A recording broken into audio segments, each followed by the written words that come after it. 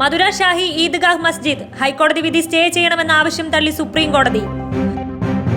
പ്രധാനമന്ത്രി ജനുവരി 2 തൃശൂരിൽ സ്ത്രീശക്തി മോദിക്കൊപ്പം സംഗമത്തിൽ പങ്കെടുക്കും.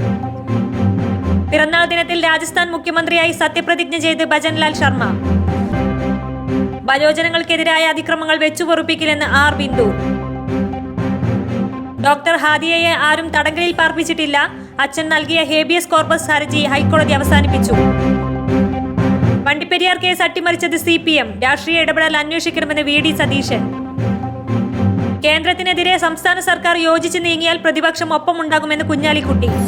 സാമ്പത്തിക പ്രതിസന്ധി, കുഞ്ഞാലിക്കുട്ടിയുടെ നിലപാട് സ്വാഗതം ചെയ്ത് മുഖ്യമന്ത്രി. ചലച്ചിത്ര അക്കാദമി വരിക്കാശ്ശേരി മനയല്ല, രഞ്ജിത്തിനെ പുറത്താക്കണം, വിമർശനവുമായി ജനറൽ കൗൺസിൽ അംഗങ്ങൾ. വണ്ടിപ്പെരിയാർ കേസ് കോൺഗ്രസ് സായാഹ്ന ധർണ 17-ന്.